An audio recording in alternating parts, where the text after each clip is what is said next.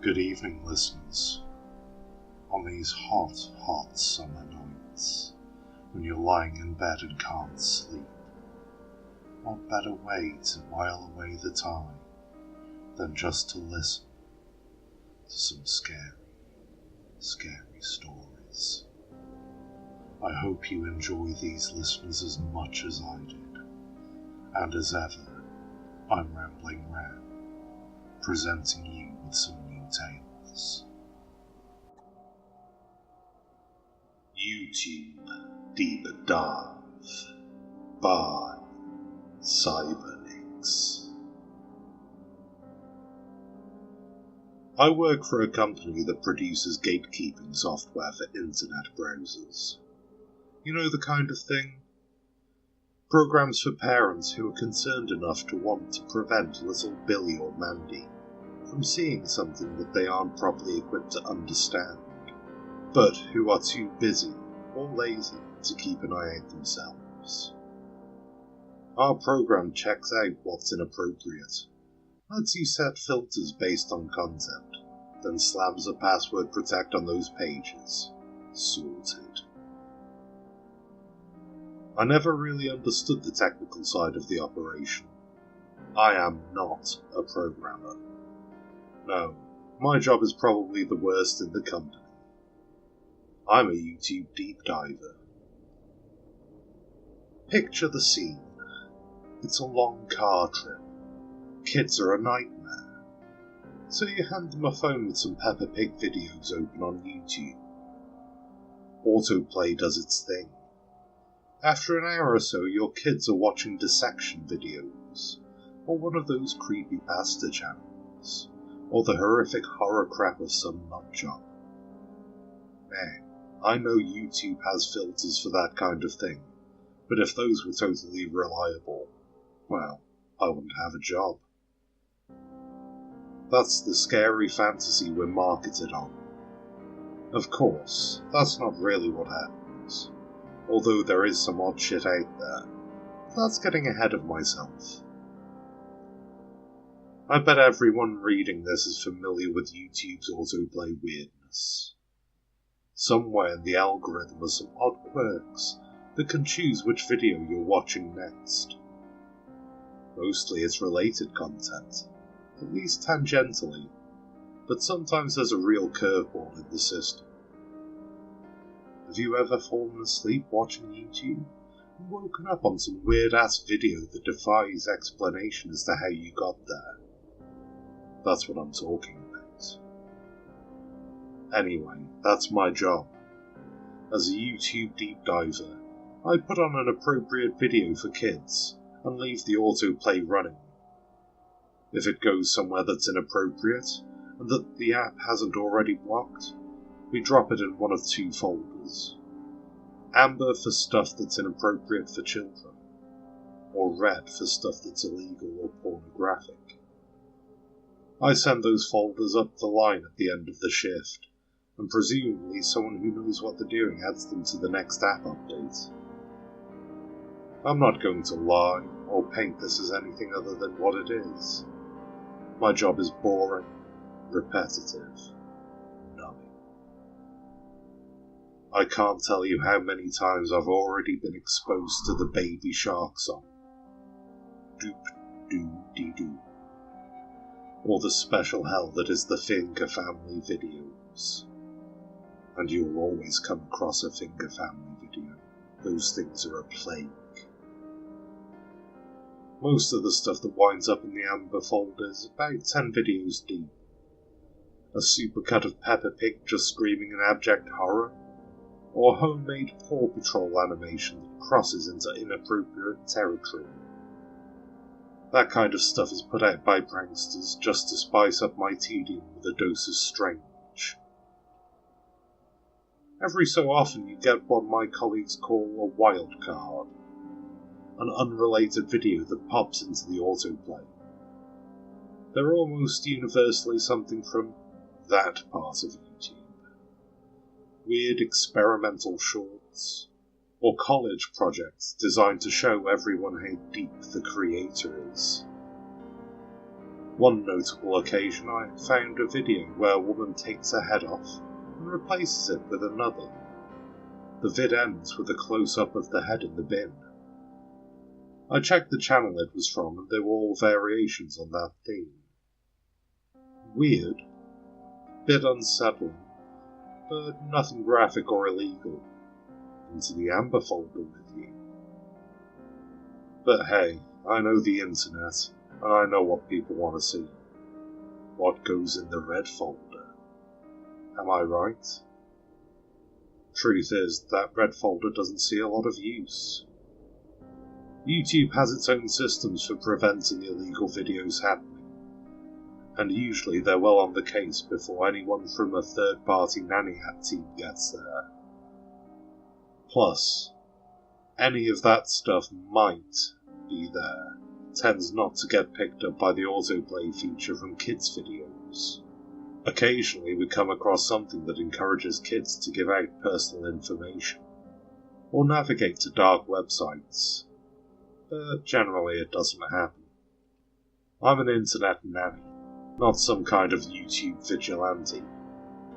We've been told not to worry about copyright, so generally that folder stays empty. There was one time, though. One that was seriously messed up. And I'll be honest, it still freaks me out to this day. Not just because of that video, but because of what came after. So, it's late into the shift one evening. I'm working from home, and stupidly decide to start late. We get to choose our own shift pattern if we work a solid 60 hours per week. Anyway, I'm in the finger family zone. The deep end of the autoplay trail where everything is just finger family videos, or similar cheap easy content. I'm on my 18th iteration of the videos, so frankly I'm not really paying attention to the screen. If I can still hear the mummy finger, where are you? I'm ignoring the vids. More half playing Candy Crush on my phone. I look up for a moment, and there's this face. An angry, hate-filled white face against a black background. It's clearly a drawing. A pretty good one at that. But the sudden appearance, right as the tube fades out, makes me start. I pause, think it's worth checking out, and then restart the video. It's not a standard finger family video. Instead of the usual cheap animation, the video has a filmed human hand against a painted background. There are 4 finger puppets. Mommy finger, daddy finger, baby finger, and this 4th finger character, the one who filled the screen at the end of the video. They were all simple faces, except for the black finger puppet on the end with the white face. That one was oddly detailed. Anyway, the song starts playing, and the actors take their places. Daddy Finger drops out of scene, then pops back up with the here I am starts. It gets to the end of the first full verse. Daddy Finger, Mommy Finger, and Baby Finger in turn hide, then pop up. Then the new Pinky Finger character gets center of camera, staring out, in silence for like 5 seconds. I consider dumping it in the amber folder, but nothing that warrants it has happened yet. That's when the second verse begins. Same verse, same optimistic tune. But the video changes, for the much, much worse. Each finger, as its line is sung, seems to be shrinking away from something off screen. The singing is sounding kind of vicious now. And as the Daddy Finger verse ends, a pair of big rusty scissors descends into shot and starts cutting away at the base of that finger. It's not a clean cut either. It takes a good 10 chops for the finger to come off fully, spurting blood and bits of viscera. The music continuing as the camera stays on the ruined finger stump. I'm staring now, boggled-eyed, as the second part kicks in, and the same thing happens to the next finger. I can see blood squirting all over the video. The pattern continues, till the only finger remaining is the punky finger, the one with the black puppet. The camera zooms in on that finger until it reaches the point where I first saw the video. Then a new part of the lyrics start. Normal bouncy tune again. Simon Finger, where are you? The video ends. On to the next autoplay. I'm just staring for a moment, considering it might be a special effect or something. If it is, it's some of the best I've ever seen. I can still see the crushed tendons and the moment the finger's detached, like pulling apart a piece of red meat. I'm not sure what to do. I've hit pause and the new video's sitting frozen on the screen. Another finger found me. This time one of the usual animated ones is staring back at me. I figure once it's sent up the line it's someone else's problem, so I drop it in the red folder and continue with my work. That was the first time I ever put anything in the red folder. Mercifully, incidents like that are rare. 1 or 2 in a whole career, I'm told. That isn't to say I've not seen anything else that's downright strange, or even that I've never put anything else in the red folder. Hell, I wish I could say it's the only time I've seen that face. I have other stories, and I know a few co-workers who might be persuaded to divulge some experiences. But that's all I've got time for right now. I'm on the deep dive again today. I'll see you when I come up.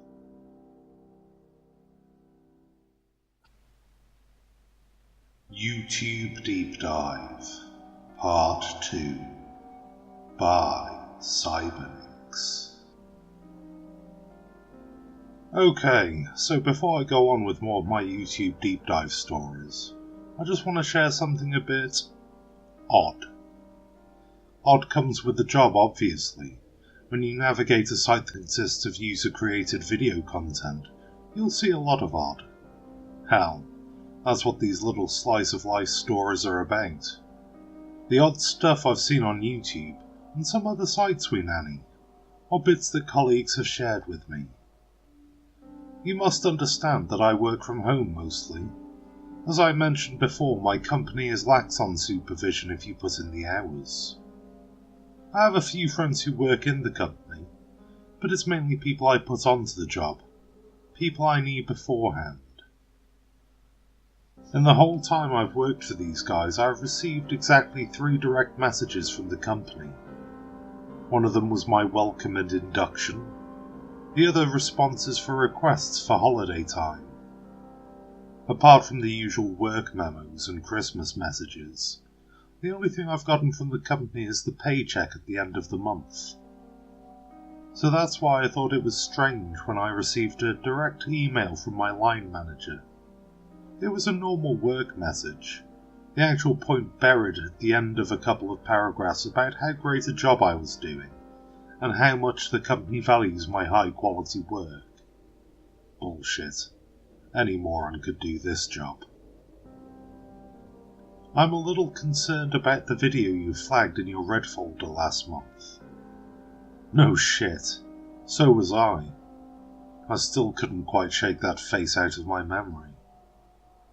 Then came the weird part. The email went on about how head office wanted me to be alert for anything similar in the future.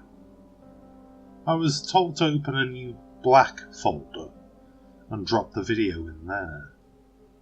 It's weird, right? I already have a folder made specifically for anything legal, and it's not my place or the company's place really to decide different levels of legality. I'm not even sure what they mean by similar. Were they expecting me to seek out videos that specifically had finger mutilations? The email went on to say there was very little chance of an incident occurring again, but it was imperative that anything linked to the video I'd reported was put in the black folder as soon as I saw it. They're the boss, I guess. I just hate getting instructions that I'm completely unclear on how to adequately follow. I've not put anything else in the red folder since, and don't really have any stories about that before. Believe it or not, YouTube are generally up on that kind of thing. But now I'm being assigned a new category, and totally nebulous instructions. My job sucks. Anyway, like I said before, most flags I send up the line are Amber's stuff. That's not illegal or necessarily even particularly bad. Just stuff that you wouldn't show your kids. There's a few recurring motifs, however, and one I would like to highlight mainly because it's so damn strange. Everyone who does my job has run into one of the White Ring videos, and if they haven't, then it's only a matter of time. They're short 2-minute or less videos, usually stuck somewhere beyond the 90th iteration in a Deep Diver's autoplay series. They usually start with a black screen, but I've seen a couple with landscapes. About 30 seconds into the video, so quarter of the way, these white rings appear in the video, usually floating in from the sides or top. The ring moves very slowly across the screen until it reaches the centre, then it expands out to the edges of the screen. When the ring fills the screen completely, the video ends. Weird, right? Well, let me tell you the weirder part. The next 5 to 10 videos I watch after always have white rings in, no matter what they are. Regardless of content, those white rings will flash in and out. I've got no idea why. I asked around one time, everyone who'd seen them, that's basically any co-worker I've spoken to, gets the same thing.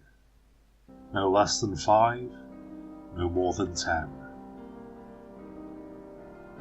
In a boring job like mine, any sense of the unusual gets pounced upon, so whenever there's a chance for discourse, the circles will usually come up.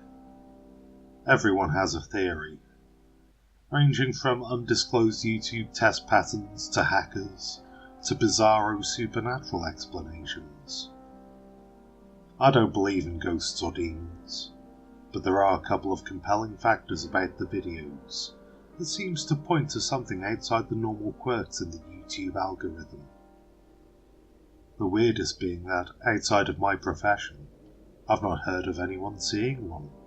Maybe it's just because we watch so many YouTube videos on and off each day that we see things other people just never find. Usually a white ring video has 1 or 2 views total, no matter how long it's been up, which means realistically it shouldn't be showing in the autoplay at all. It's still odd though. I've asked friends, family, everyone I know.